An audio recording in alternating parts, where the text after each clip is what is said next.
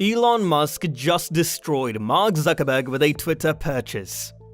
Well, it is common though that Elon Musk very often snatches the spotlight with either his extraordinary inventions or some insane announcements. But you would not believe what he has announced now. He said he is going to buy Twitter. Twitteratis are very excited about it, but some people are in trouble.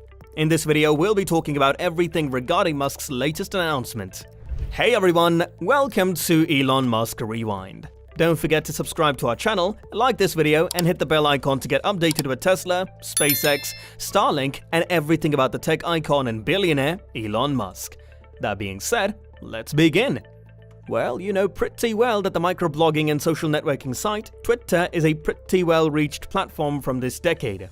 It allows users to send and receive messages known as tweets. Unregistered users can only read publicly visible tweets, while registered users can write, like, and retweet them. Twitter is a vital tool for politicians, corporate workers, celebrities, and journalists to promote their message and control their narratives. In many aspects, Twitter is a platform for the privileged, while it can occasionally raise the voices of regular people who do not have large followings on the platform. It is most effective as a communication tool for persons who are already well known and important. Despite having almost 200 million daily users, Twitter has had a significant influence in changing politics, particularly in the United States. Twitter's guidelines regarding tricky speech concerns, such as identifying incorrect election claims or misinformation about COVID-19 vaccinations, have increased in recent years. In this new era, Twitter has begun to strike a balance between allowing users to speak anything they want, but also limiting the harm that may be done on its platform. But there is one person who can literally shake the digital world with just a single tweet. He is none other than the richest person in the world, Elon Musk. Musk, who has 82 million Twitter followers, is a frequent user of the medium as well as one of its most outspoken opponents. In March, Musk urged his followers to vote on whether they thought Twitter was safeguarding free speech. He called the poll's results extremely important, citing the fact that about 70% of the 2 million respondents voted no. The First Amendment protects citizens against government censorship of expression, but not firms like Twitter, which have their own rules about what is and isn't allowed on the platform.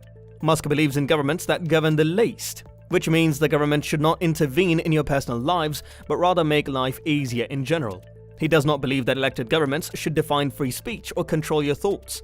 Musk's concentration on Twitter raises issues about who should be able to govern a corporation with at least the power to freely express our opinions. How Musk's ownership of Twitter and private control of social media platforms in general affects the greater public good is a critical question. Musk suggested many changes to Twitter in a series of deleted tweets, including introducing an edit button for tweets and awarding automatic verification marks to premium users. There is no experimental evidence that an edit button on Twitter will change the way information is transmitted. However, past studies that looked at deleted tweets can be extrapolated. Musk stated in his letter to Taylor that he invested in Twitter because he believed in the platform. Given that Twitter serves as the de facto public town square, failing to adhere to free speech principles fundamentally undermines democracy. What should be done? He also said that it has the potential to be the platform for free speech around the globe. Twitter hasn't been able to establish a massive advertising business like Google-owned YouTube or acquire billions of users like Facebook, which has over 11 times more daily active users and had over 5 times more revenue than Twitter last quarter. But here, Musk proposed a $43 billion offer to buy Twitter. It demonstrates how essential and influential the firm is to him, even when compared to much larger competitors. There is a reason why Musk already paid a handsome amount to buy the majority stake in Twitter and is now spending his time and energy loudly stating that he wants to take over the firm fully. The offer, which Musk describes as best and final, highlights the tech mogul's roller coaster relationship with Twitter since he revealed his investment. Musk is a major shareholder in the social media company. Musk then declined a position on Twitter's board of directors, increasing speculation that he will attempt a hostile acquisition. Musk has also hinted that he would make a tender offer to shareholders directly. Musk was asked why he wants to buy Twitter while speaking at the TED 2022 conference in Vancouver. He stated, "My strong, intuitive sense is that having a public platform that is maximally trusted and broadly inclusive is extremely important to the future of civilization." Then he continues, "But I don't care about economics at all." However, Twitter issued a statement in a news release. The corporation used a defensive strategy known as the poison pill to make it more difficult for Musk to raise his ownership in the company. According to Twitter, the shareholder rights plan does not restrict the company from accepting a buyout offer or negotiating with other parties.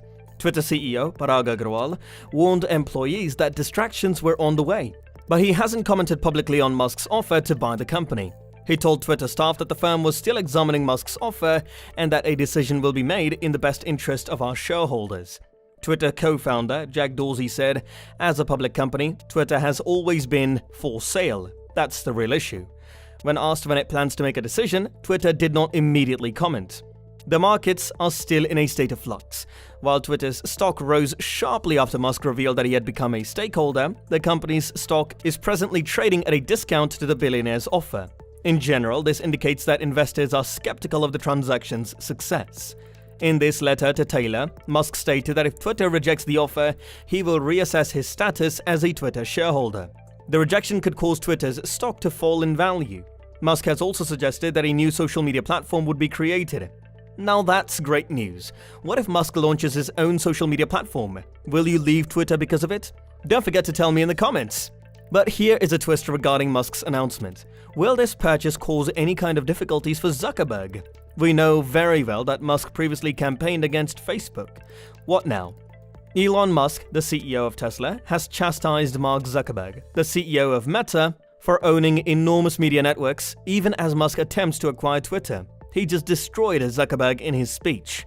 Elon Musk mocked Mark Zuckerberg, accusing him of wielding too much power over public conversations and referring to him as Zuckerberg the 14th. He claimed that it was a bid to safeguard democracy and promote freedom of speech, not a ploy to gain money.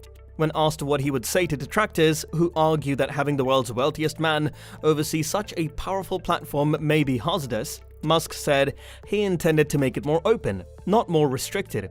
Musk said at the Vancouver TED conference, "As for media sort of ownership, I mean you've got Mark Zuckerberg owning Facebook, and Instagram, and WhatsApp. And with a share ownership structure that will have Mark Zuckerberg the 14th still controlling those entities."